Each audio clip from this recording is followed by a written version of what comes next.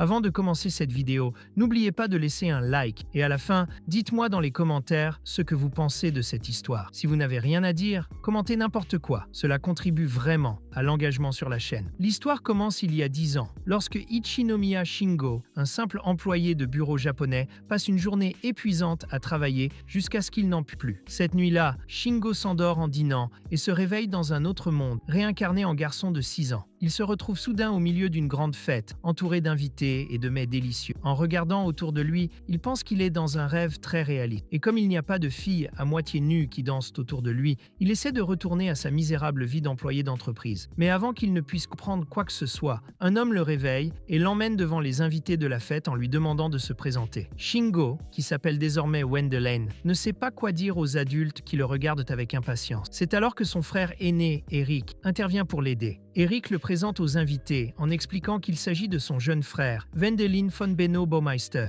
Nous apprenons ainsi que Wendelin est le plus jeune fils d'une famille noble. La fête à laquelle ils assistent est en fait la célébration du mariage de son frère aîné, Kurt. Wendelin est d'abord ravi, pensant qu'il va désormais vivre une vie de luxe en tant que noble. Mais le lendemain, la réalité le frappe de plein fouet. Sa famille noble est en fait très pauvre. Ils ont juste fait semblant d'être riches pour le mariage. Il le confirme auprès d'Eric, qui lui explique qu'ils ont économisé de l'argent pendant des années pour organiser une belle fête et qu'ils sont maintenant revenus à leur mode de vie habituel. Comme si cela ne suffisait pas, Wendelin apprend une nouvelle encore plus choquante. Son père ne sait pas gérer l'argent et il a 7 frères aînés, dont 2 demi-frères. Il se rend compte qu'il est le 8e fils d'une famille noble en difficulté, ce qui le plonge dans une crise existentielle. Même un salaryman au Japon gagne plus d'argent et a une meilleure vie que celle qu'il mène actuellement. Un jour, il observe Eric et 2 de ses autres frères qui se préparent à quitter la maison. Comme Kurt est l'aîné, il hérite de tout après son mariage, ce qui signifie que les plus jeunes doivent renoncer à leur statut de noble et trouver un emploi. Wendelin n'en revient pas, mais ses frères lui expliquent qu'il devra lui aussi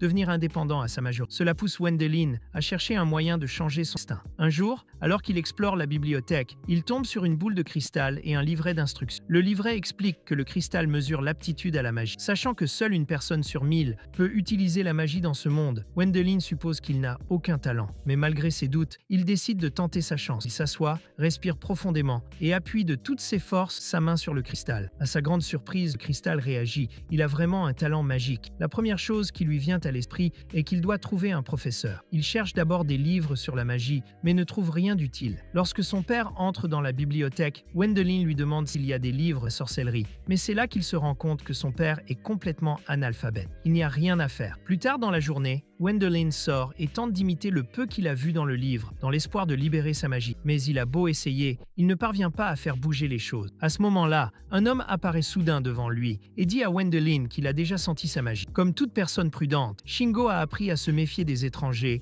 et pointe instinctivement son bâton vers l'homme. Mais celui-ci se contente de prendre le bâton et de le jeter de côté avant de se présenter comme un sorcier du nom d'Alfred. Le bâton qu'il vient de lancer renverse une grosse pierre qui tombe sur un énorme sanglier enragé qui fonce sur eux. Wendelin est terrifié et veut s'enfuir, mais Alfred le retient et lui dit d'utiliser sa magie. Alfred le guide, l'aide à faire circuler son mana et Wendelin parvient à déclencher une puissante bourrasque de vent qui repousse le sanglier. Wendelin est complètement choqué, tandis qu'Alfred le félicite d'avoir lancé son premier sort. Le sanglier attaque à nouveau, mais cette fois, Alfred prend le contrôle. D'un simple geste du doigt, il envoie le sanglier s'écraser dans les arbres grâce à sa magie du vent. Wendelin est émerveillé par la puissance d'Alfred, mais aussi un peu intimidé. Alfred le rassure et se présente comme un ancien magicien de la cour. Il dit à Wendelin qu'il a le potentiel de le surpasser, ce qui laisse le garçon stupéfait. Il avait toujours pensé qu'il n'avait rien de spécial. Il s'assoit dans la forêt pour prendre le thé et Wendelin regarde avec étonnement Alfred faire disparaître mystérieusement le sanglier sans vie dans un petit sac magique. Alfred exprime son désir de transmettre son savoir magique, expliquant qu'il cherche depuis des années un apprenti digne de ce nom. Il dit à Wendelin qu'il n'y a pas besoin de payer pour ses leçons, ce qui est exactement ce que le noble fauché avait besoin d'entendre. Wendelin accepte rapidement de devenir le disciple d'Alfred. Alfred l'avertit cependant de garder sa magie secrète, car elle pourrait causer des problèmes. Par exemple, si son frère Kurt l'apprenait, il pourrait essayer de tuer Wendelin pour éliminer toute concurrence potentielle. Dans ce monde, les utilisateurs de magie sont souvent choisis comme prochains seigneurs, quel que soit leur ordre de naissance. Wendelin prend ce conseil au sérieux et, dès le lendemain matin, il commence son entraînement. Alfred commence par mesurer leurs réserves de mana en tenant les mains de Wendelin et en comparant leurs énergies. À la surprise d'Alfred, Wendelin est née avec une réserve de mana encore plus importante que la sienne. Le lendemain, Wendelin se lance dans la magie intermédiaire en pratiquant des sorts de feu sur un tas de pierres. Alfred est impressionné par ses progrès, car la plupart des gens mettent des mois à atteindre ce niveau. Pour l'aider, Alfred partage aussi avec la famille de Wendelin les légumes qu'il ramasse quotidiennement, ce qui ne manque pas de rendre Kurt jaloux. Après tout, son jeune frère se montre déjà plus utile que lui. Plus tard, Alfred apprend à Wendelin la magie du pistage.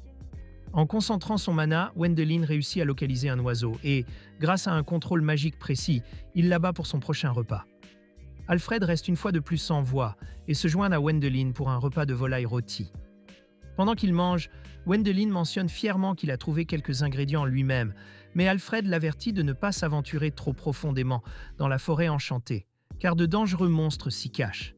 Quelques jours plus tard, Wendelin apprend la magie de l'eau, mais il commence à avoir l'impression que Kurt l'observe. Alfred soupçonne que Kurt commence à avoir des doutes sur le fait que Wendelin soit un utilisateur de magie et qu'il craint de perdre son poste. Cependant, Wendelin le rassure en lui disant qu'il n'a aucun intérêt à devenir seigneur. Alfred lui propose alors de devenir aventurier, ce qui plaît immédiatement à Wendelin, qui s'imagine un avenir plein d'aventures. Tandis que Wendelin est enthousiaste, Alfred lutte secrètement contre une malédiction qui le prive peu à peu de sa vie. Plus tard, Wendelin informe sa famille de sa décision de devenir un aventurier, mais son père dit qu'ils n'ont pas les moyens de l'envoyer dans une académie. Le lendemain, Wendelin fait part de cet échec à Alfred, mais ce dernier lui propose une autre solution: rejoindre la guilde des marchands. Alfred encourage Wendelin à commencer à travailler tôt et commence à lui enseigner la magie avancée, comme le vol et la téléportation, afin qu'il puisse se rendre rapidement d'une ville à l'autre. Pour l'inspirer, Alfred emmène Wendelin dans le ciel, lui montrant le vaste monde qui l'attend. Ce soir-là, Alfred se rend compte que sa malédiction s'aggrave et qu'il ne lui reste plus beaucoup de temps.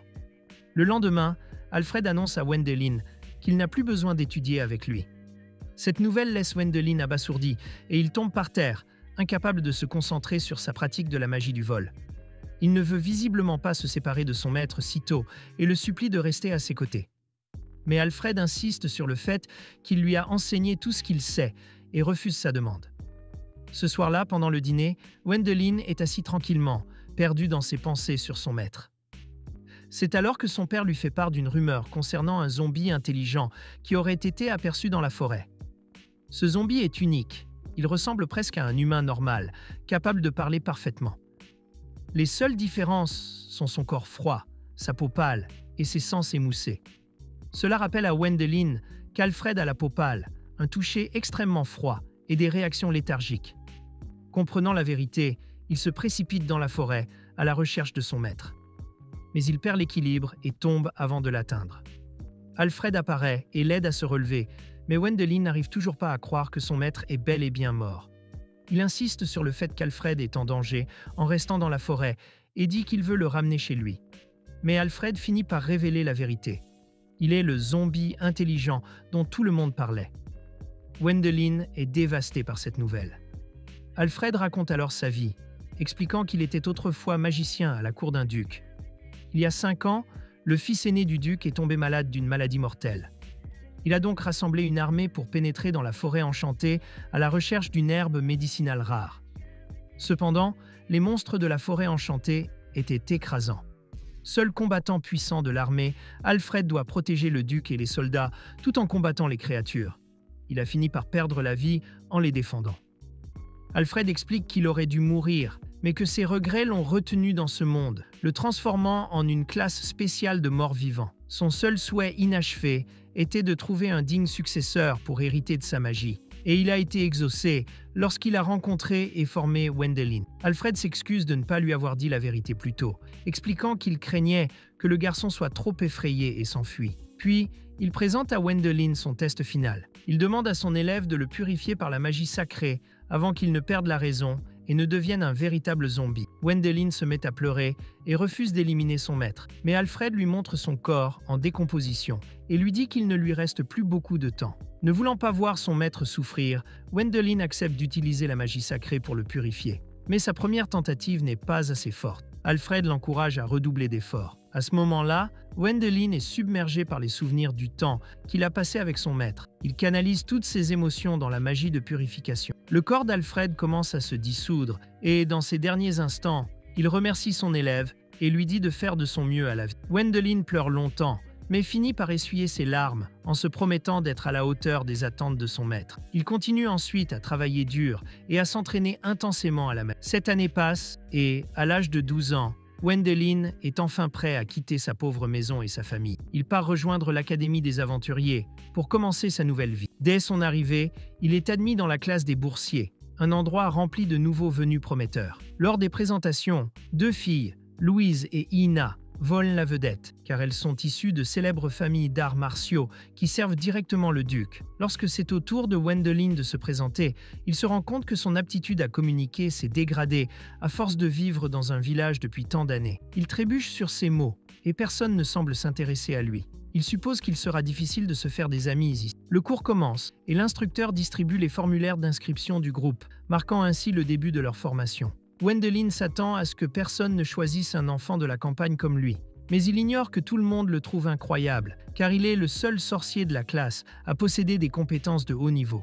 Pendant la pause déjeuner, Louise et Ina parlent à leur meilleur ami, Erwin, de la possibilité de recruter le magicien de haut niveau dans leur groupe. Elles pensent que Wendelin peut facilement les porter sur son dos. Les filles affirment également qu'elles sont les plus fortes de la classe parce qu'elles peuvent utiliser la magie pour renforcer leur corps. C'est pourquoi elles pensent être les plus aptes à rejoindre le groupe de Wendelin. Les autres élèves le veulent aussi, mais personne n'ose l'approcher. Ils se sont tous convaincus qu'étant donné qu'il est le meilleur magicien, il ne voudra probablement pas parler à quelqu'un qui est en dessous de son niveau. Au cours suivant, le professeur annonce que les étudiants qui veulent travailler à temps partiel devraient essayer de chasser, car c'est le meilleur moyen pour un étudiant de gagner de l'argent. Il leur conseille de chasser en groupe, car chasser seul peut être dangereux. Wendelin se remet aussitôt à stresser, persuadée que personne ne le choisira. De leur côté, les filles qui le veulent dans leur groupe sont nerveuses à l'idée de l'approcher. Et puis il y a Eric, qui n'y comprend rien. Il pense que Wendelin fait exprès de garder ses distances et d'analyser les capacités des uns et des autres. Louise est d'accord avec Eric et ils décident que la meilleure façon de prouver qu'ils sont dignes du groupe de Wendelin est de remporter la première place au tournoi de chasse. Ils travaillent plus dur que tous les autres groupes de la classe et sont confiants dans leurs chances. Mais lorsque Wendelin dépose un énorme tas de monstres morts à la guilde des marchands, il reste bouche bée. L'un des élèves les plus pessimistes murmure que Wendelin est d'un tout autre niveau et qu'il est inutile d'essayer de l'approcher. Tout le monde croit à ces mots et la salle se vide au fur et à mesure qu'ils abandonnent l'espoir de rejoindre le groupe de Wendelin. Pendant ce temps, Wendelin, ignorant tout de leurs pensées, prévoit d'inviter ses camarades de classe à un dîner de fête avec l'argent de son. Dès qu'il reçoit sa bourse, il se retourne pour les inviter, mais la salle est déserte. Pendant ce temps, ce trio d'étudiants déterminés, frustrés par leur humiliante défaite, refuse d'abandonner. Comme le fait de marcher aux côtés de Wendelin leur garantit pratiquement un avenir prospère, ils décident de chasser encore plus de monstres que lui pour mériter sa reconnaissance. Pour ce faire, ils se rendent dans la partie la plus dangereuse de la forêt. C'est alors qu'ils réalisent leur erreur. Une meute de loups les entoure. Malgré leurs efforts, ils ne sont pas assez forts pour les repousser. Puis, sortis de nulle part, un loup lance une attaque surprise sur Louise. Wendelin se précipite pour la protéger mais se blesse. Leur formation brisée, les loups se rapprochent et se préparent à l'assaut final. Heureusement, Wendelin les suit depuis le début. Sentant que ses camarades de classe sont en danger, il arrive juste à temps et élimine toute la meute d'un seul coup. Il sauve le trio et les emmène à l'hôpital où ils s'excusent d'être un fardeau et admettent enfin la vérité. Tout le monde dans la classe pense que Wendelin est bien au-dessus de leur niveau. Il lui avoue qu'ils auraient dû l'éviter comme tout le monde, et c'est alors que Wendelin réalise enfin que ses camarades de classe ne le détestent pas. Certains se sont même mis en danger pour attirer son attention. Mais aujourd'hui, le trio a l'impression d'avoir gâché sa chance en se déclarant indigne d'être son coéquipier. Wendelin souhaite en fait rejoindre leur groupe. Mais avant qu'il ne puisse dire quoi que ce soit, l'instructeur arrive avec une grande nouvelle. Le duc Amadeus a organisé une garden party pour leur classe. Le lendemain, ils se rendent à la fête organisée par le duc Amadeus en personne. Dès que le duc aperçoit Wendelin, il ignore tout le monde et s'approche directement de lui. Ils discutent amicalement du fait que la famille Baumeister est sa vassale, puis le duc invite Wendelin à une conversation privée. Wendelin n'aime pas l'idée de rencontrer seul un parfait inconnu. Aussi insiste-t-il pour que sa bande de ratés, ce sont ses mots, pas les miens, l'accompagne. À l'intérieur du manoir, il rencontre le magicien de la cour, Brandtag, qui était aussi le professeur de l'ancien magicien de la cour, Alfred. Wendelin est choquée d'entendre cela. Brandtag, expert en traçage de la magie, explique que même après qu'Alfred soit devenu un mort-vivant chuchotant, il a toujours gardé un œil sur sa magie. En fait, Brandtag révèle qu'il surveille Alfred depuis 12 ans. Cependant, Brandtag affirme savoir qu'Alfred est décédé il y a 7 ans. Alfred n'aurait pu se libérer de sa forme zombie que s'il avait réalisé son souhait de trouver un disciple puissant. Et tout indique que c'est Wendelin. Il ne peut pas le nier. D'autant que Brandtag reconnaît même son sac magique. Elle leur raconte alors toute l'histoire. Et le magicien de la cour ainsi que le duc sont émus aux larmes lorsqu'ils entendent parler des derniers instants d'Alfred. Elle pleure aussi en se souvenant de lui. Il a encore beaucoup de provisions de la dernière expédition d'Alfred, toutes stockées dans le sac magique qu'il veut rendre au duc. Pendant qu'elle est à l'intérieur, ses riches camarades de classe attendent à l'extérieur, encore sous le choc de l'histoire tragique qu'ils viennent d'entendre. Ils se rendent compte que, tout comme eux, elle est incroyablement douée, mais qu'il ne peut pas devenir un successeur parce qu'il n'est pas le fils aîné. Dès qu'elle sort, ils se précipitent vers lui et s'excusent de l'avoir invité dans leur groupe si soudainement. Ils admettent qu'au début, ils voulaient seulement faire équipe avec lui pour profiter de son pouvoir, mais ils réalisent maintenant que ce n'était pas juste. Cependant, elle se contente de hausser les épaules et de dire que cela ne le dérange pas. En fait, il serait heureux de former un groupe avec eux, car il pense qu'ils pourraient s'amuser ensemble. Le trio est d'abord choqué, puis il éclate de rire et accepte elle comme amie. C'est alors que le duc Amadeus interrompt soudain la conversation et récompense elle de 1000 pièces d'or pour avoir rapporté les provisions d'Alfred. Tout le monde est stupéfait, et il faut un moment à elle pour réaliser qu'il est désormais plus riche de 1000 pièces d'or. Mais ce n'est pas tout. Brandtag lui annonce qu'il a également hérité du manoir d'Alfred et de tous ses biens. Ce soir-là, elle s'installe dans cette maison massive et intimidante. Se sentant trop grand pour une seule personne, il décide d'inviter ses amis à vivre avec lui. Quelques mois passent et, pendant les vacances d'été, elle et ses amis se rendent au mariage de son frère aîné Eric. Ils prennent un dirigeable magique et Louise porte une tenue extravagante pour attirer l'attention des nobles présents au mariage. Pendant ce temps, Elvin est absolument terrifiée à l'idée de voler et ressemble à un homme des cavernes qui n'a jamais vu de technologie auparavant. Burkhard est également présent, profitant pleinement des boissons et du traitement luxueux à bord. Il tente de rassurer Elvin en lui disant que le dirigeable ne s'écrasera pas. Mais après avoir aperçu des nuages sombres, il revient rapidement sur ses paroles. Alors qu'il contemple la tempête, un énorme dragon squelettique émerge soudain des nuages, provoquant la panique à bord. Les passagers demandent à voir le capitaine, mais on leur répond que le grand mage Brandtag s'occupera du dragon mort-vivant. Cependant, Brandtag lui-même déclare immédiatement que c'est impossible. Seule la magie sainte peut purifier une créature morte vivante, et il n'a aucun talent pour cela. Au lieu de cela, il prétend connaître quelqu'un qui en a et pousse elle à s'occuper de la situation. Malgré sa nervosité, elle accepte de combattre le dragon, tandis que Brandtag reste en arrière pour protéger le navire. Elle s'envole, utilisant une barrière magique pour se protéger du souffle dévastateur du dragon. Brandtag fait de même pour protéger le navire. Elle charge sa magie sacrée, mais le dragon se concentre sur lui, tentant agressivement d'arrêter son attaque. Esquivant ses coups, elle concentre sa magie sacrée comme une bombe spirituelle et la projette sur la bête squelettique. L'explosion fait mouche et le dragon se tord d'agonie alors qu'il est englouti dans une lumière purificatrice. Mais même si la majeure partie de sa puissance s'est évanouie, il tente de lancer une dernière attaque désespérée sur elle. Il esquive et bloque rapidement, en attendant que sa magie fasse pleinement effet. L'âme du dragon est purifiée, ses os s'effritent et l'énorme pierre magique qui le maintenait ensemble se brise. À l'intérieur du vaisseau, Burkhard demande à l'équipe d'Elle de commencer à rassembler les restes du dragon. À l'aide du sac magique, il rassemble les os du dragon, ainsi que la pierre magique rouge désormais fissurée. Lorsqu'elle revient enfin sur le bateau, les passagers se mettent à applaudir pour célébrer leur survie. Mais tout ce qu'elle veut, c'est se détendre quelques jours après avoir affronté un adversaire aussi terrible. Malheureusement pour lui, ce n'est pas le cas. L'instant d'après, un vieil aventurier, l'un des anciens compagnons de Brandtag, se présente et dit à elle qu'il n'a pas le temps de se reposer. Brandtag est pris au dépourvu par l'apparition soudaine de son ami et le présente à elle. Ils se remémorent leurs aventures. Et le lendemain, le dirigeable arrive enfin à la capitale. Dès l'atterrissage, Brandtag les abandonne, laissant à son ami le soin de s'occuper d'elle. Peu après, une escouade de chevaliers arrive. Leur capitaine remercie personnellement Elle d'avoir tué le dragon et lui demande de l'accompagner au palais, car le roi l'a convoqué. Tandis que ses amis se rendent chez Eric, Elle suit les chevaliers jusqu'au palais, où il est reçu en héros. Cependant, tous les nobles ne sont pas ravis qu'il vole la vedette. Elle rencontre le roi, qui le félicite pour son exploit, et le récompense en lui remettant la médaille du dragon jumeau. Il lui accorde également le titre de baronnet. Après avoir récité le serment royal, le roi confirme qu'il achètera les restes du dragon, y compris ses os, et la la pierre magique géante. Aussitôt, une dispute éclate entre le général et le Premier ministre. Le général veut payer un prix élevé pour ces matériaux rares, tandis que le Premier ministre se plaint que le royaume n'a pas le budget nécessaire. Avant que la dispute ne dégénère, le pape intervient et fixe la récompense à 150 000 pièces d'or. Ce soir-là, après avoir touché son énorme salaire, elle et son groupe quittent le palais. Plus tard, sur le terrain d'entraînement d'un adepte des arts martiaux, un utilisateur de lance donne une représentation élaborée, essayant d'impressionner elle, dans l'espoir d'être recrutée. Mais avant qu'elle ne puisse réagir, les gardes l'emmènent. Le chevalier qui accompagne elle lui dit de s'habituer à cette situation. Les gens essaieront constamment de rechercher ses faveurs, que ce soit pour des emplois ou des relations. Il met également elle en garde contre les nobles qui essaieront de le caser avec leur fille. Elle, horrifiée, dit qu'il est terrifié par les femmes. Le lendemain, il arrive enfin au mariage d'Eric, où il retrouve ses deux autres frères aînés qui avaient quitté la maison avec lui il y a des années. Ils se plaignent que Kurt n'a pas envoyé de cadeaux pour les marier et qu'à ce rythme,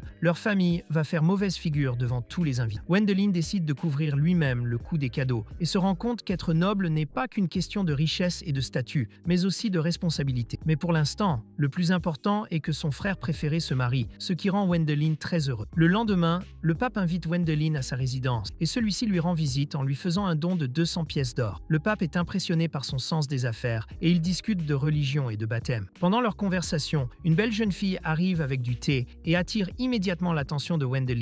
Le pape lui présente sa petite fille, Élise. Le vieil homme explique qu'Élise possède une magie de guérison sacrée et qu'elle aide fréquemment les pauvres de l'Église, ce qui lui vaut le titre de sainte. Bien qu'Élise soit une nonne en formation, son grand-père ne veut pas qu'elle se consacre entièrement à l'Église. Il espère plutôt lui trouver un fiancé convenable. Wendelin commente en plaisantant que sa beauté entraînera une compétition féroce entre les prétendants et plaisante même sur le fait d'y participer lui-même. Cependant, son rire s'estompe rapidement lorsqu'il se rend compte que personne d'autre ne. À sa grande surprise, le pape prend ses paroles au pied de la lettre et accepte immédiatement Wendelin comme fiancée d'Élise. En quelques instants, Wendelin se retrouve fiancée, avant même de s'être présentée à la jeune fille. Et comme ça, il n'y a pas de retour en arrière possible. Lorsque Wendelin rentre chez lui, ses amis apprennent qu'il a rencontré le pape par hasard, qu'il s'est promené et qu'il est revenu fiancé. Cependant, il le rassure en lui disant qu'Élise est un excellent choix d'époux. Wendelin apprend rapidement que les mariages arrangés sont la norme du monde et que, dans son cas, il a au moins pu voir sa fiancée avant que tout ne soit finalisé. À ce stade, c'est comme si on lui avait maquillé le visage en clown et qu'il portait maintenant un déguisement ridicule et exagéré pour éviter d'être reconnu comme un noble. Burkhart le voit et ne cesse de le taquiner sur la beauté d'Élise, disant qu'il est jaloux de la chance de Wendelin.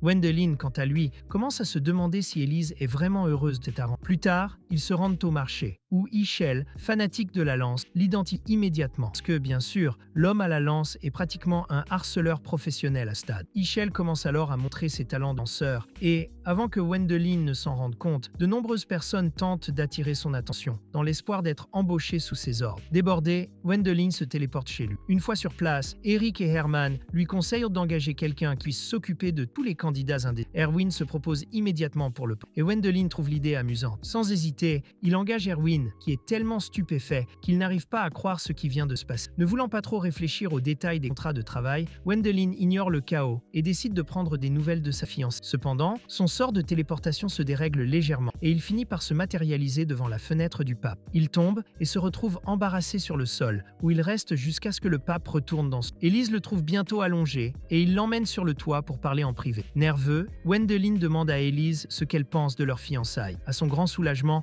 elle répond qu'elle est heureuse de devenir l'épouse de l'héroïque chasseur de dragons. C'est tout ce que Wendelin a besoin d'entendre. Si Élise n'a pas d'objection, il n'en a pas non plus. Pendant ce temps, chez lui, Erwin se félicite d'être le seul de leur groupe à avoir un travail. Il dit même aux filles qu'il va demander à Wendelin de les engager comme assistantes. Mais Louise et Ina ne sont pas d'accord avec l'idée de travailler sous les ordres d'Erwin. Déterminées à le surpasser, elles élaborent un nouveau plan. Épouser Wendelin. S'il ne peut pas avoir plusieurs femmes, elles deviendront ses maîtresses. Ina ne semble pas s'opposer à cette idée, et tous deux commencent à imaginer leur avenir merveilleux, où ils pourront vivre confortablement, sans avoir à travailler. Pour commencer, Louise tente de séduire Wendelin en exécutant une danse classique, mais il s'énerve et quitte la pièce immédiatement. Ne se laissant pas abattre facilement, elle se prépare pour le deuxième round plus tard dans la soirée, tandis qu'Ina, beaucoup plus timide, a du mal à suivre. Le lendemain, Wendelin reçoit une invitation à un dîner de la part d'un majordome. Il se rend à l'hôtel particulier du prêtre et se retrouve dans un dîner privé chic avec Élise. Mais les deux hommes se connaissent à peine Wendelin et peinent à trouver des sujets de conversation. Wendelin, gênée, veut juste finir de manger et partir, mais le majordome lui propose d'emmener sa fiancée faire du shopping pour leur premier rendez-vous. À contre-cœur, Wendelin s'exécute et se retrouve dans une bijouterie très haut de gamme. Il y découvre la bague de fiançailles idéale pour elle. Elle insiste sur le fait qu'il n'a pas besoin de dépenser autant d'argent pour elle, mais la bague attire son attention, et comme il est absurdement riche et qu'il ne doit même pas payer d'impôts, il décide de l'acheter quand même pour sa fiancée. Mais lorsque Wendelin découvre que cet anneau magique coûte une somme ridicule, il se demande de quoi il est fait. Il se dit même que ce bijou est peut-être une pierre philosophale ou quelque chose comme ça. Mais comme il a plus d'argent qu'il ne sait quoi en faire, il décide d'acheter l'anneau sans même essayer de marcher. De retour à la calèche, Élise le complimente sur son choix et lui demande s'il savait que la bague était magique avant de la choisir. Wendelin se contente de dire qu'il l'a trouvée belle. Élise est surprise par sa sincérité et en réponse, il avoue que la plupart du temps, il se sent dépassé lorsque tout le monde le qualifie de héros. Il pense toujours qu'il doit agir en fonction des attentes de tout le monde. Mais avec elle, il a l'impression de pouvoir être lui-même. Il décide alors de charger sa bague de son pouvoir magique et l'objet se met à briller, illuminant tout le carrosse comme un feu d'artifice. Wendelin sourit, mais Élise le regarde fixement, se disant que ce type est fou. Quelques jours plus tard, Louise et Ina sont toujours en train de discuter avec Eric de leur projet de séduction de Wendelin, quand soudain,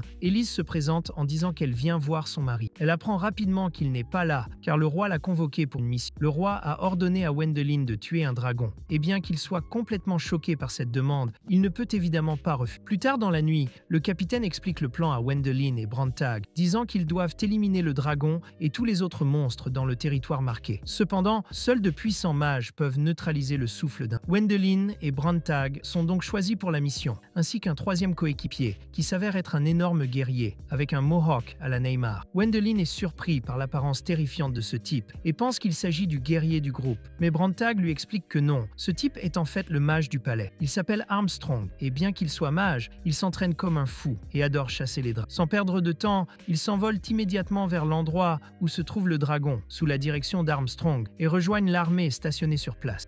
Pendant ce temps, les membres du groupe de Wendelin apprennent la mission et sont chargés d'exterminer les petits monstres de la région une fois le dragon éliminé. L'armée temporaire de Wendelin pour cette mission est essentiellement composée de tous les guerriers qui veulent l'impressionner, et pour une raison quelconque, il est leur commandant, même s'il ne sait pas vraiment ce qu'il fait. Son groupe arrive à la base militaire après Wendelin, et Élise se joint à eux en tant que guérisseuse, mais elle ne peut pas voir Wendelin, car il est déjà parti combattre le dragon. Lorsque Brandtag et Armstrong arrivent dans l'antre du dragon, Armstrong pousse un cri de tonnerre et le dragon apparaît, absolument furieux. Armstrong commence le combat en utilisant la magie pour se transformer en Power Ranger. Son armure magique s'adapte même à son mohawk et son arme s'avère être un énorme marteau qu'il utilise pour frapper le dragon directement sur le sol. Brandtag demande à Wendelin de se dépêcher et de faire sa part avant qu'Armstrong ne soit à court de magie. Wendelin utilise alors un puissant sort de vent pour achever le dragon, pendant qu'Armstrong le maintient au sol. Wendelin récupère ensuite le corps du dragon à l'aide de son sac magique, mais Brandtag l'avertit qu'il ne faut pas baisser la garde tout de suite. Le dragon disparu,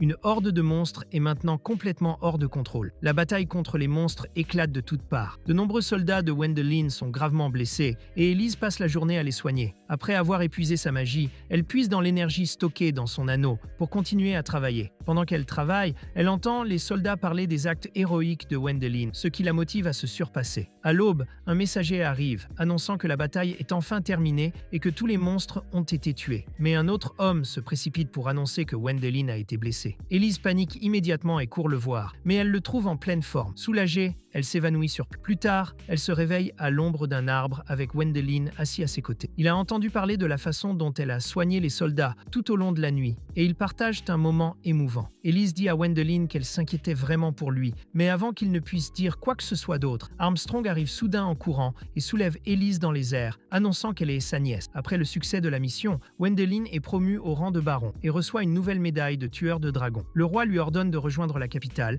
et, alors qu'il fait ses bagages, Élise se présente et déclare qu'elle part avec. Louise et Ina y voient immédiatement un énorme problème pour leur projet de devenir les concubines de Wendelin. Elles réalisent que toute leur stratégie est en train de s'effondrer, car avec la présence d'Élise, le séduire va être bien plus difficile qu'elles ne le pensaient. Cependant, ils ignoraient qu'Élise pensait que Louise et Anna étaient déjà fiancées à Well, puisqu'elles vivaient avec lui. Mais il s'empresse de préciser qu'il n'y a rien de tel entre eux. Profitant de l'occasion, il demande à Élise ce qu'elle penserait s'il avait un harem de filles en plus d'elle. Elle répond avec désinvolture que c'est tout à fait normal dans la société noble et que son grand-père prêtre fait bien pire. Elle plaisante même en disant que sa magie peut guérir toutes les maladies qu'il pourrait attraper, ce qui, étonnamment, rend tout le monde très heureux. Louise et Anna, conscientes qu'elles n'auront peut-être pas de meilleure occasion, déclarent tardivement leur intention de devenir les deuxièmes épouses de Well. Élise n'y voit aucun inconvénient et Well assure ainsi l'expansion de son harem. Quelques mois plus tard, l'autre frère de Well se marie et, pendant le mariage, Erich lui parle du tournoi d'arts martiaux qui a lieu tous les 3 ans dans la capitale. Well n'est pas du tout intéressé car il n'y a pas de catégorie pour les mages, mais ses frères insistent pour qu'il y participe en tant que noble. Il envisage de s'inscrire en tant qu'épéiste et d'utiliser la magie pour améliorer son corps, mais il découvre rapidement que c'est également contraire aux règles. Découragé,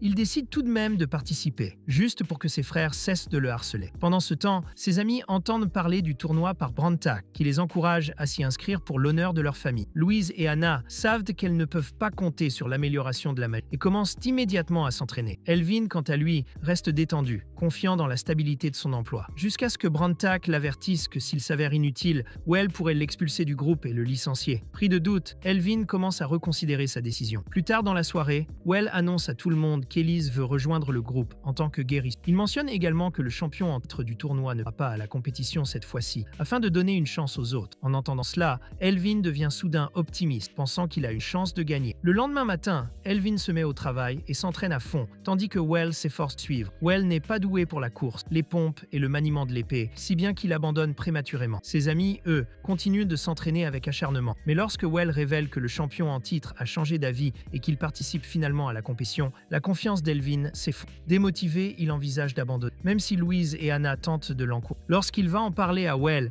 il trouve Élise qui s'entraîne dur, déterminée à ne pas faire porter au groupe le poids de son physique plus faible. Son dévouement donne à Elvin la motivation dont il a besoin et il recommence à s'entraîner sérieusement. Le jour du tournoi arrive et le premier match de Well n'est autre que celui du champion en titre, qui se trouve être le capitaine Burkhardt. Well sait déjà qu'il n'a aucune chance, alors il espère simplement ne pas être humilié. Mais dès le début du match, Burkhardt l'assomme instantanément d'un coup d'épée, renvoyant Well dans les gradins. N'ayant rien d'autre à faire, il s'assoit avec sa fiancée et déguste un thé, en attendant que ses amis terminent leur match. Louise est la première à revenir après avoir perdu en demi-finale. Anna atteint le dernier tour des éliminatoires, mais son adversaire est Rodrich, le fanatique de la lance, qui cherche constamment à obtenir l'approbation de Well. Déterminé à faire ses preuves et à rejoindre le groupe des tueurs de dragons, Rodrich se bat de toutes ses forces. Malheureusement pour Anna, il est bien plus fort et plus habile qu'elle. Elle perd donc rapidement et retourne auprès de ses amis. Elle dit immédiatement à Well que Rodrich est incroyablement doué et qu'il pourrait être un allié précieux.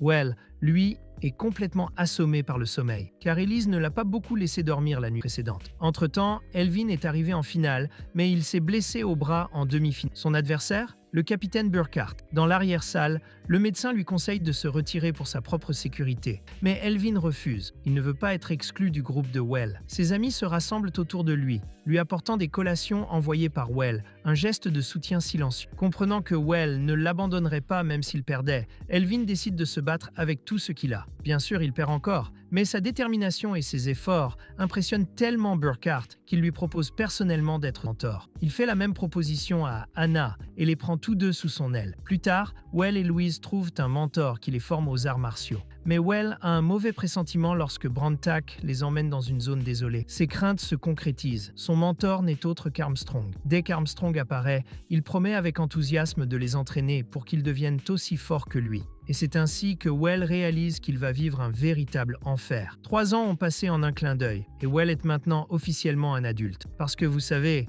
dans ce monde, avoir 15 ans signifie devenir adulte. Enfin libéré de son dressage, il est impatient de commencer sa vie d'aventurier avec ses amis. Pour la première fois depuis 3 ans, il peut enfin faire quelque chose d'amusant. Auparavant, il n'était qu'un noble sans terre, toujours à l'écoute du roi. Aujourd'hui, il pense pouvoir enfin profiter de sa liberté. Alors qu'il prend ses aises, Brandt vient leur présenter une demande urgente de la Guilde des Aventuriers. La mission ? Explorer un ancien donjon. Brandt sera leur conseiller car la mission est considérée comme très dangereuse. Il conduit Wendelin et son groupe vers une fosse profonde, leur expliquant qu'ils vont devoir affronter un dragon qui existe depuis des années et qui n'a jamais été vaincu. Alors qu'ils descendent, Brandt révèle que la guilde des aventuriers a déjà envoyé d'innombrables aventuriers explorer ce donjon, mais qu'aucun n'en est jamais revenu. La guilde soupçonne la présence d'un dragon. C'est pourquoi elle a fait appel au groupe de Wendelin. Ironiquement, malgré leurs compétences, ils sont tous terrifiés par les dragons et finissent par se cacher derrière Wendelin. Bientôt, ils aperçoivent une porte mystérieuse et pénètrent à l'intérieur, où ils découvrent une pièce vide avec un cercle magique sur le sol. Brandt sent immédiatement que quelque chose ne va pas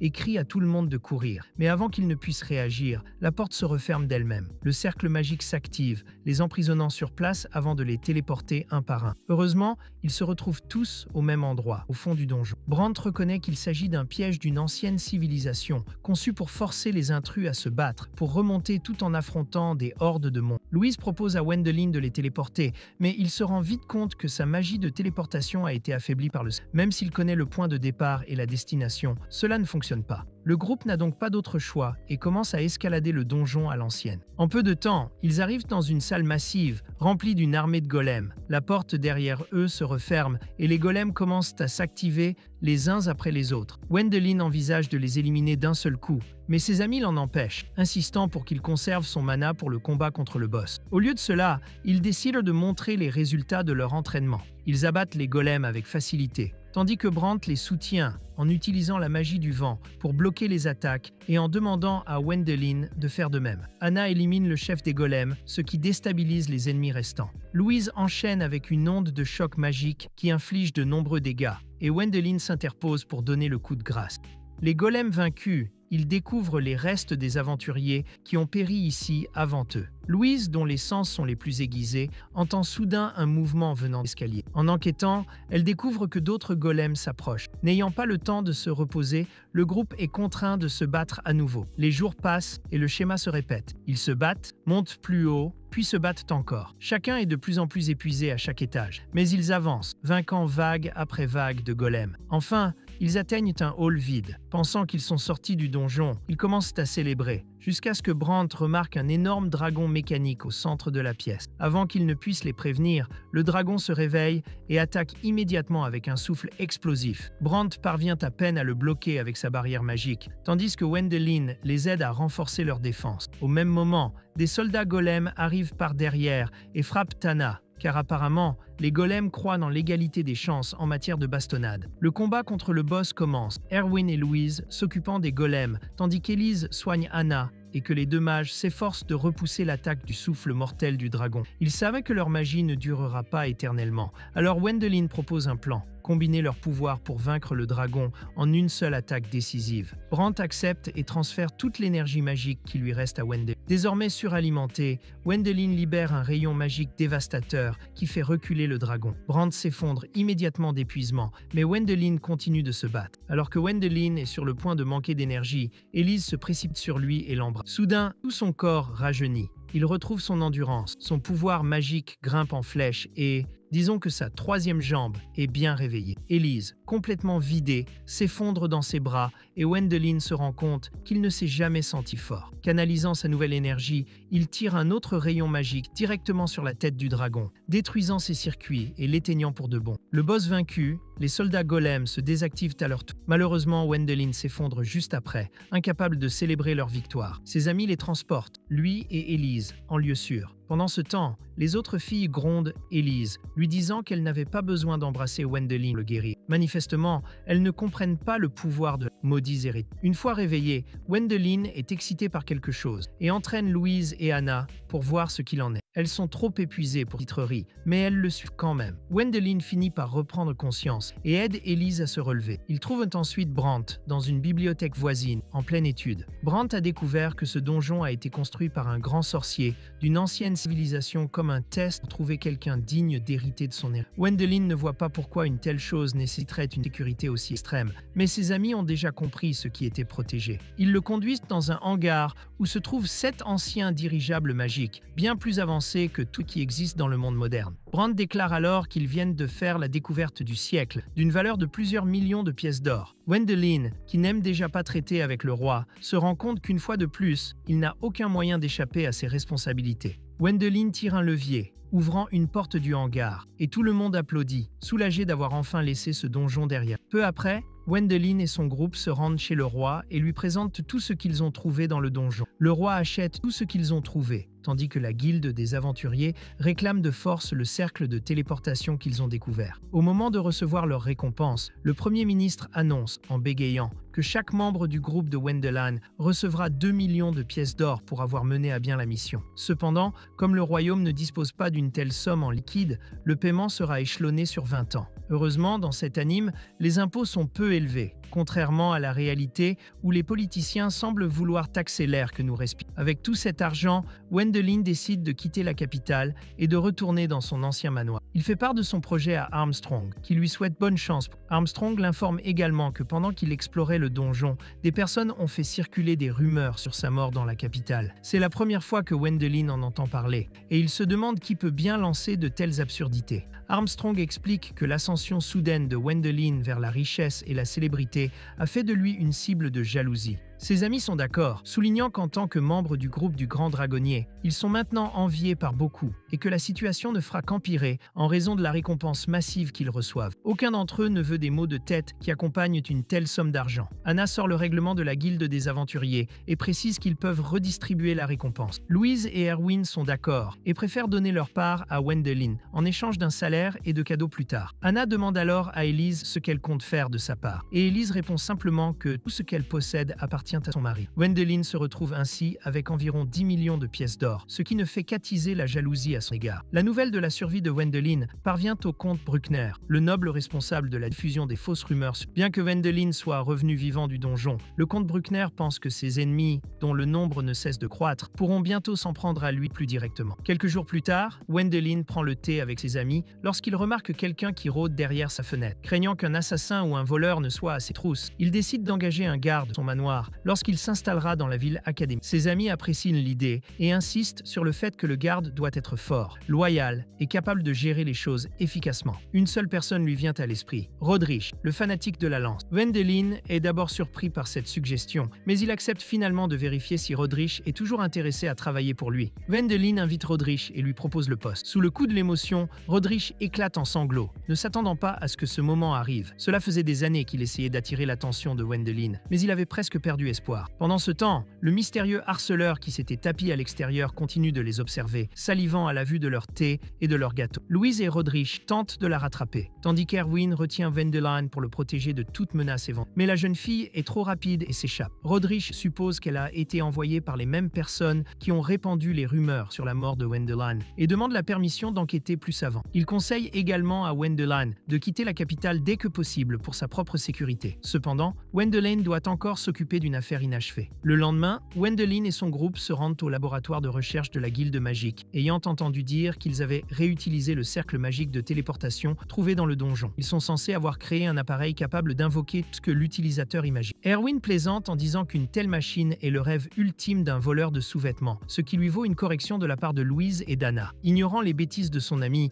Gwendoline se concentre sur le test du cercle magique, en imaginant exactement ce qu'il veut invoquer. Le cercle magique s'active et, au lieu de la cible prévue, il invoque une paire de sous-vêtements d'une assistante de laboratoire. Furieuse, l'assistante gifle Gwendoline et lui reprend ses sous-vêtements. Lors de sa deuxième tentative, Gwendoline réussit à invoquer exactement ce qu'il voulait. Sans révéler la nature de l'objet, il le fait rouler hors du laboratoire, refusant que quiconque le voie. Incroyablement, la rôdeuse réapparaît, reniflant l'air et sentant l'odeur de quelque chose de comestible. Mais avant qu'elle ne puisse la suivre, Gwendoline se téléporte avec son groupe à la maison. Ce soir-là, Gwendoline organise une fête d'adieu pour tous ceux qui l'ont soutenue avant son départ de la capitale. Alors que les invités se régalent de nourriture et de boissons, Gwendoline dévoile son dernier plat, un poisson cru accompagné d'une mystérieuse sauce brune. Il explique fièrement qu'il a utilisé l'outil magique pour convoquer le poisson et qu'il a préparé la sauce lui-même. Les invités sont d'abord sceptiques, mais devant l'insistance de Gwendoline, ils prennent une bouchée et sont choqués de voir à quel point le plat est délicieux. Même le harceleur, toujours caché dans les parages, se met à baver de façon incontrôlable à la vue de tous les convives qui se régalent. C'est alors que Rodrich revient de son enquête avec des informations cruciales. Il révèle que le frère du Premier ministre, le comte Ruckner, est à l'origine des rumeurs sur la mort de Gwendoline. Rodrich pense que le comte Ruckner complote pour renverser son frère aîné et s'emparer du poste de Premier ministre, et que le mal fait à Gwendoline n'était qu'une étape de son plan. Il a même envoyé un message à la famille d'Elle pour leur annoncer sa prétendue mort. Et Rooker veut que les enfants de Kurt renoncent à leurs titres et à leurs biens pour qu'ils lui soient redevables à jamais. Elle dit qu'il veut faire quelque chose à propos de ce méchant homme, mais Roderick s'est déjà occupé de lui en répandant de fausses rumeurs selon lesquelles Rooker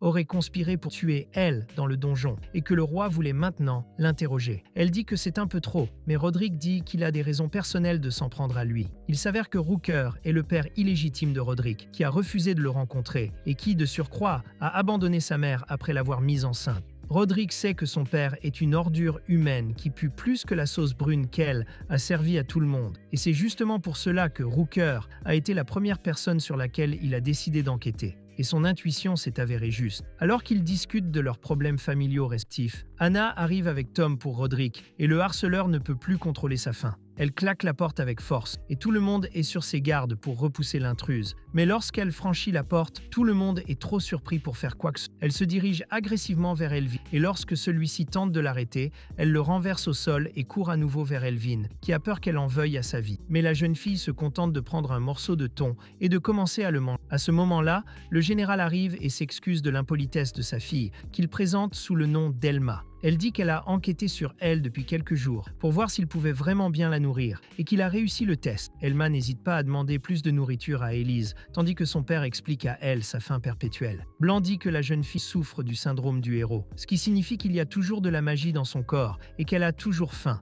Mais l'avantage, c'est qu'elle est très puissante. Et Elma le prouve en portant un thon dans la salle et en le cassant en deux sans même essayer, ce qui explique qu'elle a besoin de manger constamment. Et le général dit à elle de l'utiliser comme garde du corps ou comme femme, tant qu'il la nourrit. Le père de la jeune fille est arrivé comme s'il ne voulait rien et a immédiatement offert le corps de sa fille à elle, ce qui s'est avéré être une nouvelle choquante pour elle, et il a dit à l'homme qu'à partir de maintenant, il avait l'intention de vivre comme un aventurier ordinaire et de chasser de petits animaux. Donc il a dit qu'il n'avait pas besoin d'un garde du corps aussi fort, mais le général a dit qu'il ne serait pas en mesure de vivre comme un aventurier ordinaire. Il a entendu parler par ses informateurs du projet du duc de lui faire chasser des monstres sur son territoire, et Wilma serait un complément parfait à son groupe. Le duc est surpris par le réseau de renseignements de son ami, puis il avoue ses plans et demande à elle d'effectuer une mission pour lui. D'autre part, le messager de Hooker a envoyé une lettre à la maison d'Elle, l'informant de la mort supposée du grand dragonnier. La lettre parvient à Kurt et à sa femme, qui sont choqués par la nouvelle de la mort d'Elle. La lettre indique que Hooker souhaite que les enfants de Kurt héritent du titre et des biens d'Elle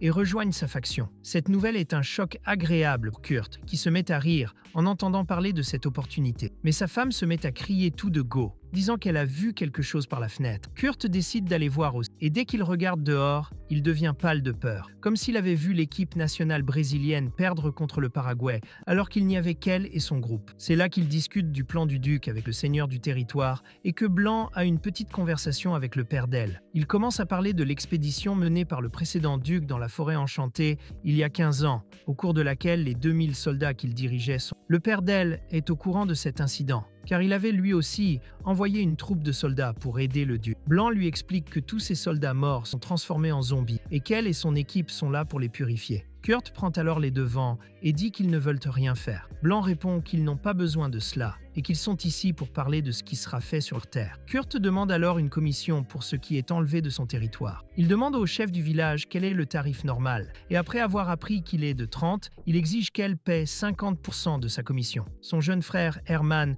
tente alors de convaincre Kurt de ne pas être aussi idiot, car ils peuvent aussi récupérer les affaires des soldats morts envoyés par leur région. Mais Kurt reste inflexible. Il dit que ces pauvres soldats n'avaient rien à récupérer et que leurs funérailles avaient déjà eu lieu. Elle arrive alors sans Rita et commence à parler aux frères aînés d'elle en disant que les âmes des morts sont toujours prisonnières de leur corps et qu'elles ne connaîtront pas la paix si elles ne sont pas libérées. Il propose de leur offrir des funérailles en bonne forme, mais Kurt répond que ce n'est pas nécessaire et les accuse d'essayer de profiter de lui en utilisant les funérailles de ses soldats. Elvin se retient en entendant cela, mourant d'envie de frapper Kurt, mais Elvin ne sait pas se retenir et finit par exploser de rage, demandant à Kurt de changer d'attitude. C'est alors que Kurt se moque d'Elvin, lui demandant si tous ses employés sont aussi grossiers. Elle ne supporte pas les railleries et continue d'essayer d'empêcher Elvin de briser le cou de son frère. Lassé de négocier avec ce lâche, il finit par demander directement à son père ce qu'il en est des négociations. Kurt est furieux d'avoir été mis à l'écart et recommence à raconter des conneries.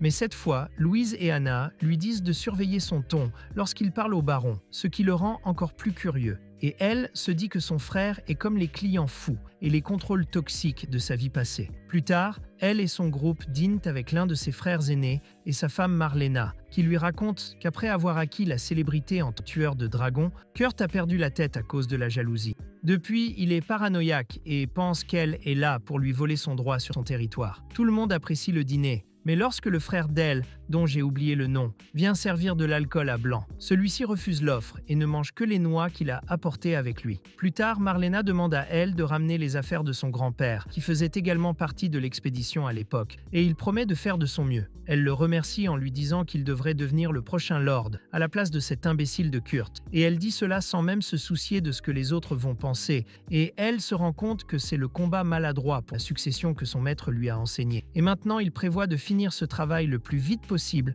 afin d'abandonner sa famille. Le lendemain, il commence sa mission et se rend dans la forêt enchantée, à la recherche des morts vivants. Au milieu de la forêt, il dit qu'il dévorera le dos de leurs parents s'ils ne se présentent pas pour être purifiés. Et Élise demande si ces insultes de basse qualité fonctionneront, et Blanc dit que les zombies normaux sont idiots, mais que les zombies de cette forêt réagissent à ce genre d'insultes. Cela dit, le ciel s'assombrit et des zombies apparaissent de toutes parts. Élise prend un tissu sur lequel est dessiné un cercle magique et le pose sur le sol, puis elle y versent leur magie pour créer une barrière de purification. Elles augmentent la barrière autant qu'elles le peuvent, et ainsi les zombies qui touchent la barrière sont purifiés et leurs corps disparaissent, ne laissant que leurs armures. Les compagnons d'elle se plaignent de ne rien faire, et Blanc leur dit que leur devoir est de récupérer l'armure, car c'est la seule chose qu'ils peuvent faire pour le moment. Un peu plus tard, le chef de l'armée des morts vivants, l'ancien duc, apparaît et est lui aussi facilement purifié. Elle demande alors s'ils ont fini de purifier tous les zombies, mais la fille aux cheveux roses lui rappelle que le grand-père de Marlena n'est pas encore arrivé, et ils l'attendent. Soudain, un hiverne zombie les attaque depuis le ciel, et Louise sauve Elvin sans réfléchir. La fille aux cheveux roses se tient devant le monstre et l'attaque avec sa hache géante, lui coupant la tête, après quoi le monstre est également purifié. C'est alors que des morts vivants jabalis se rassemblent et franchissent la barrière sans être purifiés, ce qui oblige les membres du groupe d'elle à se mettre au travail. Et lorsque les monstres sont vaincus, ils finissent eux aussi par être purifiés par... Au bout d'un moment, tous les zombies sont éliminés, tout le monde est épuisé, et Élise retire le tonneau. Mais le dernier des zombies humains apparaît, et par son armure, elle peut dire qu'il est le grand-père de Marlena. Lui et Élise vont s'occuper de lui. Mais le zombie parle et demande des nouvelles de sa petite fille, demandant si elle a vraiment l'intention de commettre les atrocités qu'il a dites. En réponse, il dit qu'il ne faisait qu'attirer les zombies. Et peu après, Blanc dit à tout le monde que cet homme a évolué d'un zombie à une liche. Mais elle continue de communiquer avec le vieil homme, disant que sa petite fille vit une vie heureuse avec son mari. Heureux,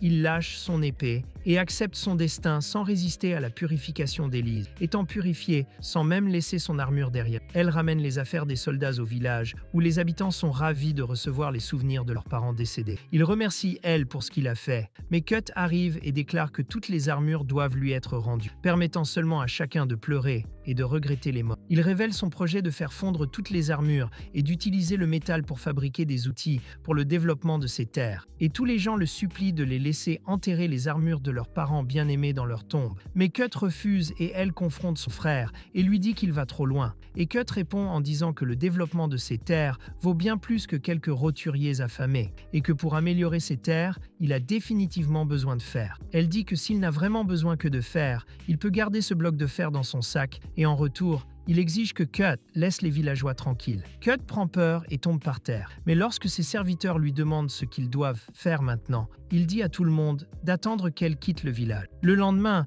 elle retourne à la capitale et remet les armures des soldats au seigneur Amadeus, qui dit qu'il rendra les biens aux familles des soldats morts, mais cela prendra du temps. Et jusqu'à ce que cela soit fait, elle reçoit l'ordre de se tenir près dans son village. Elle ne veut pas passer un seul instant près de son frère et de sa famille, car ils sont inconfortables. Mais il est obligé de suivre les ordres du Seigneur, et même Blanc lui dit de profiter de son séjour dans la maison où il a passé son enfant. Il se téléporte chez lui, où le chef du village, surpris de le revoir, invite son groupe à participer aux funérailles collectives qui auront lieu le lendemain. Lors de l'enterrement, Élise prie pour les soldats morts, car elle est la prêtresse réputée sainte, ce qui rend les villageois très reconnaissants envers elle. Cependant, ils sont mécontents que Kunt ne soit pas venu rendre hommage aux morts. Plus tard, les villageois organisent une fête où tout le monde s'amuse. Mais Blanc refuse toujours de boire et continue de mâcher ses noix. Bientôt, la femme et les enfants de Kunt arrivent pour dire leurs prières sur le lieu des funérailles. Well salue sa belle-sœur et ses neveux sont très excités de le rencontrer, car ils ont entendu de nombreuses histoires sur leur oncle tueur de dragons et veulent savoir comment il s'y est pris. Les amis de Well décident de monter une pièce de théâtre pour divertir les enfants. Elvin joue le dragon d'os, Louise joue le rôle de Blanc et Anna joue le rôle principal de Well. À la fin de la pièce, Well offre des bonbons à ses neveux et leur souhaite bonne chance, car ils sont pauvres et en auront besoin. Ensuite, le chef du village vient lui parler en privé et lui demande de devenir le prochain seigneur, car c'est ce que la plupart des gens souhaitent. Well est confus et dit qu'il ne peut pas faire cela, car c'est le droit de naissance de Kunt. Mais le chef du village ne se soucie pas de lui ou du seigneur actuel, et insiste sur le fait que leur terre n'a pas d'avenir sous le règne de Kunt. Well répond qu'il ne veut pas devenir seigneur et qu'il veut vivre en tant qu'aventurier. Mais le chef sait que son contremaître, Rodrich, est très habile dans la gestion des terres, ce qui lui permettra de posséder le territoire sans avoir à y travailler. Il offre au garçon tout son soutien et affirme que même le palais royal veut qu'il prenne le contrôle de la terre. Et au moment où le chef finit de parler, Blanc arrive et loue sa grande intelligence pour avoir déduit tout cela sans qu'on le lui dise. Il confirme que le roi souhaite effectivement que Well prenne le contrôle de cette région et en devienne le nouveau seigneur. Blanc emmène alors Well pour discuter en privé du plan du roi, lui révélant que depuis les précédents rois, il y avait une grande volonté de développer cette région, mais que les seigneurs ici étaient tous communs et incompétents, et que Kurt est le pire choix pour hériter de ces terres, car il est l'héritier le plus incompétent de tous les temps, et qu'en plus, c'est une canaille. Cependant, il ne pouvait pas simplement ordonner au père de Well de changer d'héritier. Alors il a conçu un plan avec ses officiers de confiance. Il voulait rendre Kurt fou pour qu'il attaque Well, puis Kurt serait jugé et emprisonné, et Kurt prendrait la responsabilité de ce crime et démissionnerait en tant qu'héritier, ouvrant la voie à Well pour devenir le nouveau seigneur. Duke avait déjà cette mission de purification des morts vivants qu'il voulait vraiment faire, et c'est devenu le leur parfait pour exécuter le vrai plan. Well demande à Blantag pourquoi il ne l'a pas prévenu plus tôt, et il lui répond que c'est parce que les choses se passeraient de la même façon, même s'il savait tout. Well dit que ce plan pourrait être dangereux, mais Blanc lui assure qu'il surveillait tout le monde pour s'assurer qu'il n'y avait pas de problème, révélant qu'il est même allé jusqu'à arrêter de boire pendant quelques jours pour se maintenir en bonne condition et ne pas échouer. Well n'est pas encore sûr d'être un seigneur, mais Blanc lui dit qu'il a plus de pouvoir, plus d'influence et l'argent nécessaire pour développer cette région, et que personne n'est mieux placé que lui pour ce rôle. Le lendemain, Well fait part à ses amis du plan du palais. Il pense que c'est une bonne idée et suggère à Well de ne plus s'en préoccuper et d'obéir aux ordres, comme il en a l'habitude. Bientôt, Amélie et ses enfants rendent visite à Well, et en tant qu'oncle sorcier cool, il montre aux enfants quelques trucs sympas, créant des boules d'eau et un mini arc-en-ciel. Les amis de Well sont désolés pour ces enfants innocents, pensant que lorsque leur père sera démis de ses fonctions, ils perdront leur titre de noblesse et seront même exilés. Le soir, Well et ses amis sont en train de dîner avec Eroman, l'un des frères de Well, quand ils entendent soudain des cris à l'extérieur et découvrent qu'un groupe de villageois mécontents est allé voir le seigneur actuel pour lui demander de nommer Well comme son successeur. Ils n'ont pas peur de la punition, car ils en ont assez des injustices commises par Curly. Et les voyant si sérieux, Well leur demande à tous de lui laisser un peu de répit, et ils sont surpris d'apprendre qu'il va rester ici plus longtemps, alors qu'ils avaient entendu des rumeurs selon lesquelles il partirait demain. Blanc comprend que c'est le chef du village qui est derrière tout cela. Il va donc le rencontrer et le met en garde contre le fait de se mêler des plans de quelqu'un d'autre, en particulier de ceux du roi. Il dit que le chef du village ne fait rien de mal, mais que le palais n'aime pas les gens qui essaient d'agir librement et de passer outre ses plans. Le chef du village le remercie pour l'avertissement, mais il est déjà déterminé à faire ce qui est bon pour le village. Lorsque Blanc revient à la mission, il trouve Well qui s'interroge sur le sort de Cutty après sa destitution. Il ne peut que penser qu'il sera exilé, mais Blanc lui dit que le palais ne le laissera pas vivre pour raconter l'histoire, et Well est maintenant inquiet, car il ne veut pas voir son frère mourir. Le lendemain matin, il va parler à son frère et lui propose un marché avec Cutty, lui demandant de lui donner des terres lorsqu'il deviendra lord, et en échange il promet de lui donner des fonds pour développer son territoire. Et Well dit que c'est une solution gagnant-gagnant, et marque les terres non développées qu'il veut sur la carte. Furieux, Cutie déchire la carte et accuse Well de chercher à s'emparer de sa place de prochain seigneur. Well affirme qu'il n'a pas de telles intentions et avertit son frère du mécontentement croissant de la population et des autres nobles. Cutie se met en colère et lui demande de quitter la pièce immédiatement. À l'extérieur de la pièce, Well trouve la femme de ce type et leurs enfants et elle veut lui parler à l'extérieur. Well lui dit qu'il voulait une fin heureuse pour tout le monde, mais qu'il ne sait plus comment y parvenir. Emily répond qu'elle ne se soucie que de ses enfants, qu'elle veut qu'ils soient en sécurité et heureux, et que c'est pour cela qu'elle s'est adressée à Well, parce que son mari n'a pas d'avenir. Elle demande à Well ce qu'il pense d'elle, s'il aime les mères célibataires, mais il répond qu'il a déjà assez de femmes, et qu'en parlant à cette femme indécente, il était un peu incertain de ce qu'il devait faire. Mais tout à coup, Well a pensé à une solution unique. Quelque temps plus tard, alors qu'il prépare un goût avec ses amis, Well annonce à tout le monde qu'il a décidé de devenir le seigneur de ces terres. Il a envisagé toutes les possibilités et a décidé de ne pas suivre le scénario du roi. Il est maintenant déterminé à ne laisser personne mourir, mais pour cela, il aura besoin de l'aide de ses amis, qui ont toujours promis d'être à ses côtés. Le lendemain, Well et ses amis installent un mini-marché dans le village où ils vendent de la bouillie jaune, qui est en fait de la mayonnaise. Ils vendent également toutes sortes de vêtements et d'articles de luxe que l'on ne trouve que dans la capitale. Les gens sont attirés par leurs magasins parce qu'ils proposent des articles de bien meilleure qualité que les magasins d'ici, et les sous-fifres de Kurt sont furieux de voir leurs clients se faire arnaquer. Ils vont voir Kurt pour lui demander de l'aide, mais il ne peut que piquer une colère, car il doit aussi se défendre contre un mage aussi puissant que Well. Lorsque les sous-fifres rentrent chez eux après la réunion, Well se téléporte devant eux et ses amis les encerclent de toutes parts. Le lendemain, Kurt découvre que ses partisans ont été achetés par son frère, qui les a soudoyés en leur offrant des vacances payées dans la capitale, et ils acceptent l'offre et abandonnent Kurt. Well se rend à la capitale, explique à Roderick son plan pour réduire la force politique de frère en lui volant ses partisans, puis ils vont acheter un logement. Well veut offrir à la femme de son frère un foyer paisible. Quant à Kurt, il prévoit de l'envoyer à l'église et de le laisser vivre loin du palais. Cependant,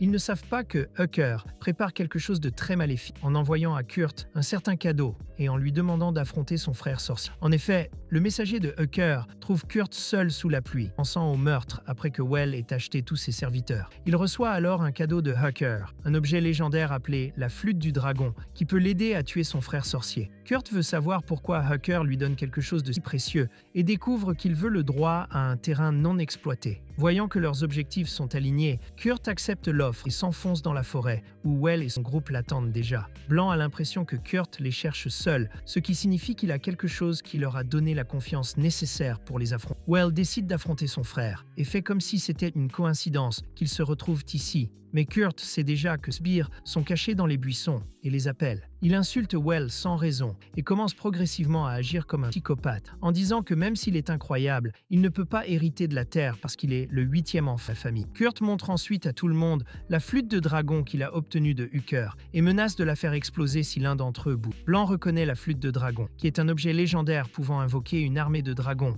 et il est sûr que même leur groupe ne peut pas faire face à autant de dragons en même temps. Les amis de Well disent à Kurt qu'il est stupide et que si les dragons viennent ici, il mourra aussi, mais il se moque d'eux et dit que les dragons ne feront pas de mal à l'utilisateur de la flûte. Well essaie de lui faire penser aux habitants du village et à sa famille, qui mourront aussi, mais il les traite tous de traîtres. Il révèle qu'il ne se soucie même pas de sa femme et de ses enfants, et dit qu'après avoir tué Well et pris tout son argent, il y aura plein de chercheurs d'or à ses trousses. Well se rend enfin compte de la méchanceté de son frère et veut l'attaquer, mais Kurt le menace de souffler dans la flûte. Kurt se moque alors de lui, disant que voir un sorcier de génie terrifié est la meilleure chose au monde. Il dit que la mort de tous s'abattra sur lui pour avoir tenté de devenir le successeur, puis il porte la flûte à ses lèvres. À ce moment, Blanc fait une attaque surprise sur Kurt, mais la flûte la bloque et il sourit avec la certitude de sa victoire. Kurt souffle dans la flûte et le ciel s'assombrit tandis que des fantômes sortent du sol et les entourent. Il n'y a aucune trace de dragon nulle part et Well veut toujours aider son frère, mais la fille aux cheveux roses l'empêche de s'approcher car elle sent que quelque chose de dangereux se profile à l'horizon. Il remarque également que les fantômes qui entourent Kurt émettent une aura menaçante, ce qui fait comprendre à Blanc que ce n'est pas Kurt qui a joué de la flûte du dragon, mais la flûte de la menace. Il se demandait comment un Zenigame comme lui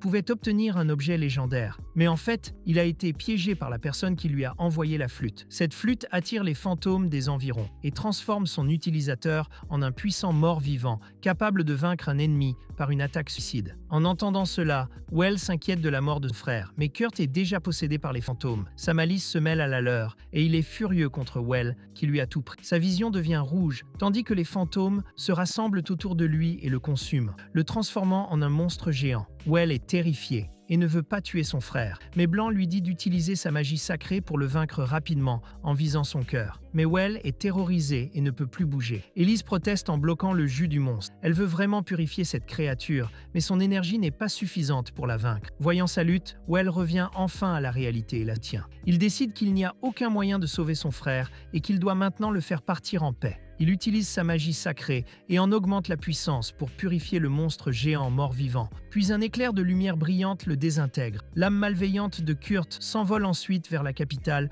pour retrouver l'homme qui l'a trompé. Hucker est déjà en train de faire la fête, pensant que Kurt aurait dû tuer Well et qu'il aura bientôt accès à toutes les terres non exploitées. Ses alliés le félicitent pour sa grande intelligence et Hucker dit qu'ils ne peuvent toujours pas faire entièrement confiance à Kurt, car ce n'est qu'un idiot. À ce moment-là, l'esprit maléfique de Kurt brise la fenêtre de la pièce et se venge de Hucker, qui l'a trompé. Le lendemain, Well se rend à la capitale et trouve Roderick devant le lieu du crime. Il apprend qu'il y a eu un massacre la nuit dernière et que l'âme de Kurt a tué Hucker et tous les invités à sa fête. Au total, 12 nobles et leurs familles étaient à présent à la fête, et maintenant ils sont tous morts. Les prêtres de l'église ont déjà purifié le mal de Kurt, mais la nouvelle s'est répandue. Et Roderick dit à Well que maintenant que tout le monde est au courant du crime de Kurt, ils ne pourront plus laisser la veuve qui a 2 enfants rester dans la capitale, car ce sera trop dangereux pour. Les gens voudraient la sacrifier, ainsi que les enfants, parce qu'ils sont membres d'une famille de criminels, et la vie paisible que Well veut tant leur donner sera impossible. Well se rend compte qu'il doit les placer ailleurs, et se sent mal à l'aise de laisser sa belle-sœur dans cette situation. Plus tard, il rencontre Armstrong et Blunt, et déclare que l'un de ses frères aînés a décidé de s'occuper de sa belle-sœur et de ses enfants pour le moment. Well dit que cette situation est due au fait que les nobles ont égoïstement utilisé d'autres personnes comme des pièces d'échecs, tandis que les vrais méchants sont restés dans l'ombre. Il maudit Hucker, ainsi que les nobles du côté du roi, en disant qu'ils sont tous des idiots. Mais Blunt lui dit de se regarder dans le miroir et de se dire cela, parce qu'il est lui-même un noble. Ces mots blessent Well, et il est rongé par la culpabilité pendant plusieurs jours. Mais Elise se rend compte que quelque chose le ronge. Elle lui en parle et le réconforte en lui disant que rien n'est de sa faute. Ces paroles le réconfortent et il décide de ne plus être comme les autres nobles et dit qu'il a l'intention de s'efforcer de devenir un bon noble qui se soucie de son peuple. Elise dit qu'il en fait toujours trop pour atteindre un niveau impossible, mais qu'elle et ses autres amis le soutiendront toujours. Bientôt, Well va rencontrer le roi, qui s'empresse de le féliciter d'avoir résolu les troubles sur son territoire. En guise de récompense, il lui offre de gigantesques parcelles de terre. Il dit qu'étant donné que la mise en valeur de toutes ces terres a été une lourde tâche, il veut récompenser Well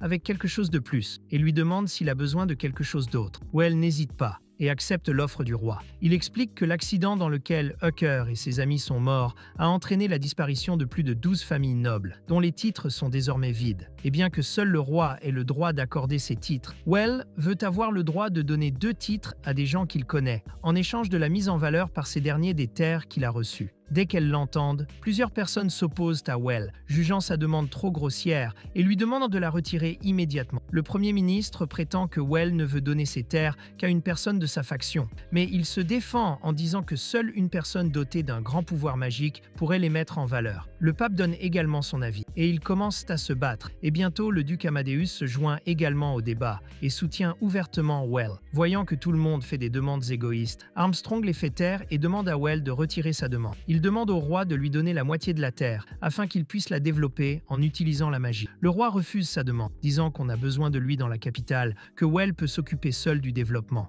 Il dit que le développement du territoire est prioritaire sur tout le reste, et qu'à ce titre, il donnera à Well ce qu'il a demandé. Dès que le roi déclare cela, Armstrong fait un clin d'œil à Well parce qu'il était de son côté depuis le début, et que d'autres personnes agissaient aussi. Le roi les prend en flagrant délit, mais accorde tout de même à Well le droit de décerner 2 titres et le promeut. Well rentre chez lui après avoir reçu la récompense et dit à la mère célibataire que lorsque ses enfants seront grands, il leur donnera à tous 2 les titres de noblesse qu'ils possèdent. Elle le remercie et l'informe que l'offre d'entrée dans son arrière-boutique est toujours d'actualité, mais il révèle qu'il n'est pas intéressé. Well se met donc à développer son territoire en utilisant la magie et Alvin et Roderick sont ses assistants sur le terrain. Well veut se reposer après avoir nettoyé les jochasses d'une zone, mais Roderick veut qu'il nettoie une autre zone et qu'il détruise d'autres rochers pour construire une église. Well apprend que le pape va installer une église sur ses terres et que c'est une très bonne chose pour le développement du territoire. En outre, le duc, le général et le premier ministre ont également l'intention d'installer des résidences secondaires sur le territoire de Well. Cependant, Well ne leur cédera pas le site, car il prévoit d'y installer une usine de sauce soja. Plus tard, après les choses ennuyeuses, Well est invité à prendre le thé. Mais avant qu'il ne puisse l'accompagner, Louise et Armstrong arrivent pour l'emmener à son entraînement hebdomadaire. Bientôt, la petite fille aux cheveux roses, Anna et blancs, reviennent aussi de la forêt, avec une banane géante qu'ils ont trouvée. Et la petite fille, aux cheveux roses, veut que Well fasse du pain à la banane. Et Anna lui demande aussi de faire quelque chose pour elle. Et Roderick ne veut pas qu'il aille quelque part, pas avant d'avoir fini son travail. Tout le monde l'entoure et le bombarde de demandes, ce qui rend Well confus ce qu'il doit faire. Alors il ignore tout et rentre à la maison pour déjeuner avec tout le monde. Au dîner, on lui sert le même plat qu'il ne pouvait pas manger dans sa vie précédente. Oui, avant qu'il ne vienne ici. Et il peut enfin le goûter. Et Will se dit que sa vie de 8e fils d'un noble pauvre n'est pas aussi mauvaise qu'il le pensait, grâce à Alfred et à son talent de magicien. C'est la fin de cet anime. Si vous avez aimé suivre cette histoire, n'oubliez pas de vous abonner à ma chaîne, d'aimer cette vidéo pour que la plateforme puisse vous recommander mes prochaines vidéos. Et y a-t-il autre chose? Eh bien, je ne me souviens pas. Et comme je ne me souviens pas, au revoir et à la prochaine vidéo. Je l'ai fait.